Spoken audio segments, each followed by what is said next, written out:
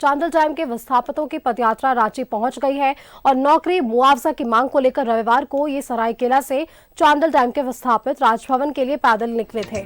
आपको बताएं कि 10 सूत्री मांगों को लेकर विस्थापितों ने पैदल मार्च शुरू किया है। विस्थापितों ने सरदार सरोवर परियोजना के तहत 60 लाख रुपए प्रत्येक विस्थापित को देने की मांग की है और साथ ही कंपनी में 30% नौकरी और पुनर्वास स्थल के जमीन पट्टा की इसमें इनकी मांगे शामिल है। ऐसे में इन लोगों ने सरायकेला से रविवार को पदयात्रा शुरू की थी और आज ये सभी रांची पहुंचे हैं और राजभवन पहुंचकर ये राज्यपाल से मुलाकात करेंगे और अपनी मांगों को राज्यपाल के समक्ष रखने वाले हैं।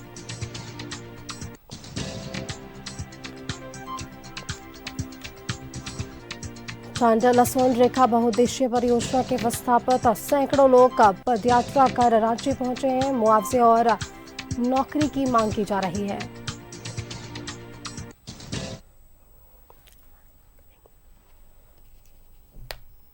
दस सूत्री मांगों को लेकर ये सभी रांची पहुंचे हैं। सरदार सरोवर परियोजना के तहत इनकी मांगे सामने रखी गई है और उसके पहले भी कई बार इन लोगों ने अपने मुआवजे, जमीन पट्टा और नौकरी की मांगों को समक्ष रखा, लेकिन कोई कार्रवाई नहीं हुई, जिसे लेकर इन लोगों में आक्रोश है। और ऐसे में चांडल से इनका जत्था अब पहुंच चुका है रांची। चांडल डैम के विस्थापितों का ये पैदल मार्च है। रविवार को ये सरायकेला से निकले थे।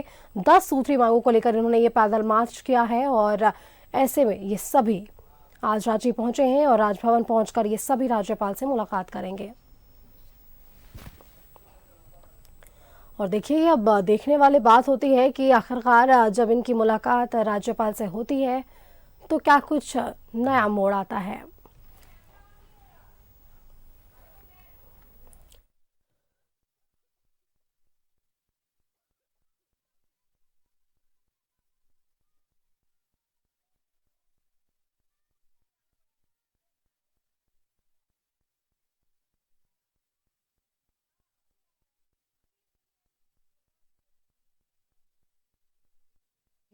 सरायकेला से पैदल मार्च इन्होंने शुरू किया और चांडल से ये सभी रांची पहुंचे।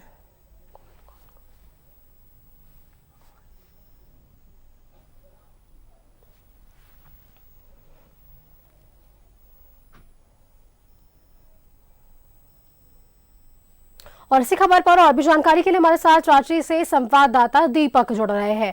दीपक, देखिए, रविवार को शाम ये सभी पदयात्रा के लिए निकले सरायकेला से और आज ये सभी रांची पहुंच चुके हैं, राजभवन पहुंच चुके हैं जैसी सूचना मिल रही है और ये अब से कुछ ही देर में राज्यपाल से मुलाकात भी करने वाले। लेकिन दीपक, सवाल ये है कि इनकी मांगे बहुत पुरानी है और जायज भी है। ऐसे में क्या लगता है, राज्यपाल इनकी मांगों को कितना सुनेंगे और इस पर कितनी कुछ कार्रवाई हो सकती है?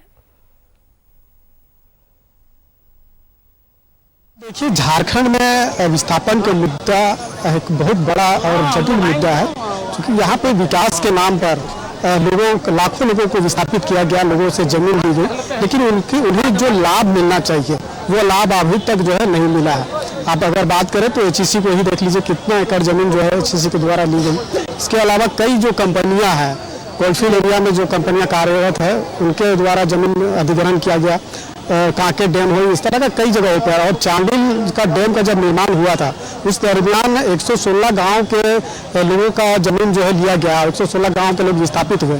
बावजूद इसके एक लंबा अवधि बीत जाने के बाद अब तक जो है उन्हें अपना न्याय नहीं मिल पाया और यही वजह है कि चांडिल से पदयात्रा करके बड़ी संख्या में जो लोग हैं वो राजधानी रांची पहुंचे हैं, राजभवन के समक्ष पहुंचे हैं। और तस्वीर में आप देख सकते हैं कि महिलाएं हैं, बहुत सारे पुरुष हैं जो पैदल चल करके पदयात्रा करते हुए रांची पहुंचे हैं। तो इन लोगों की आवाज़ जो है वो अब सुननी जानी चाहिए, क्योंकि एक बहुत लंबी पुरानी मांग है इन लोगों की। और जिस तरह से जमीन अधिग्रहण किया गया और उस वक्त जो आश्वासन जो सरकार, तत्कालीन सरकार के द्वारा मिला था, वो उस पर कहीं ना कहीं कोई अमल नहीं किया गया। और यही वजह है कि आज ये रांची पहुंचे हैं। उन लोगों की क्या कुछ मुख्य मांगे हैं, उन पर भी हम बातचीत करेंगे। आप लोग कब चले थे चांडिल से और आज पहुंचे? ये आंदोलन पिछले 100 दिन से ज़्यादा दिन से चल रहा है। जब वहाँ कोई सुनवाई नहीं हुई, समरेखा उद्देश्य परियोजना का आदित्यपुर में प्रशासक बैठते हैं, पर 1 साल हो गया वहाँ प्रशासक नहीं है। 1 साल हो गया प्रशासक नहीं है। अभी 1.5 महीना से वहाँ अपर निर्देशक नहीं थे। अभी घोषणा हुआ है पर वहाँ कोई कार्रवाई नहीं हुआ। और पिछले 7-8 महीना से जो पुनर्वास नीति से जो भी लाभ इनको मिलता था उसका फंड भी झारखंड सरकार निर्गत नहीं कर रहा है। हम लोग लास्ट होके अभी 1 तारीख को हम लोग चांडिल से निकले हैं और 116 जो विस्थापित गांव हैं वहाँ के लोग हैं, प्रतिनिधि हैं, और आज हम लोग राजभवन के सामने पहुँचे हैं। 10 सूत्री मांग हम लोग का है। पहला मांग है कि विस्थापित का लोग का जो नियोजन है, नौकरी जिसको देने का पहला बोला गया था, आज 44 साल में नौकरी नहीं दिया गया। 96 के बाद से कोई बहाली ही नहीं हुआ। झारखंड क्या पुनर्वास नीति बना रहा है उसका मतलब जो है निर्णय कैसे लोग ले रहे हैं, आम जनता को उससे कोई मतलब नहीं है। लोग कागज में बैठ के अपना बना ले रहे हैं। दूसरा मांग है कि जो मुआवजा मिल रहा है वो नर्मदा जो गुजरात में है वहाँ का पुनर्वास नीति के तहत 60 लाख रुपया मिल रहा है और यहाँ 6,57,000 रुपया मिल रहा है। तो एक देश में दोहरा नीति क्यों अपनाई जा रही है? झारखंड को भी उस पर अमल करना चाहिए। और दोनों योजना भारत सरकार का, दोनों योजना में वर्ल्ड बैंक पैसा दिया है, तो वर्ल्ड बैंक पैसा झारखंड का उसमें शेयर है।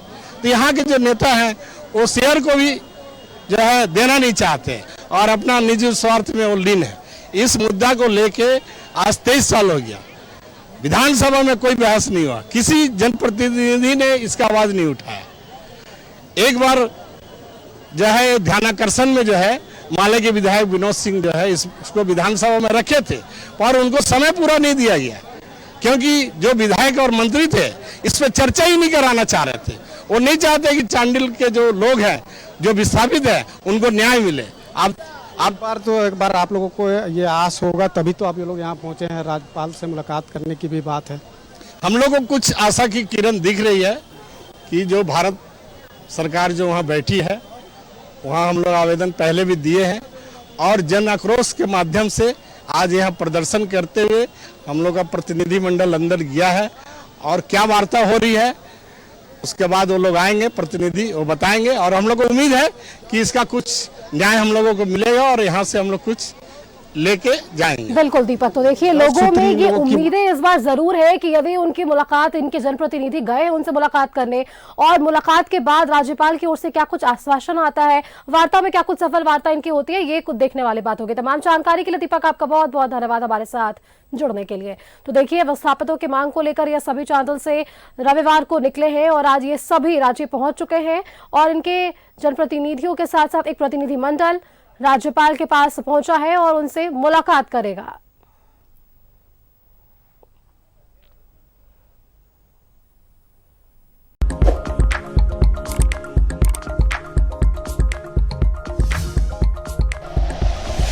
Like and share videos, subscribe करें हमारा चैनल और प्रेस करें बेल आइकॉन। न्यूज़ 11 भारत, सच है तो दिखेगा।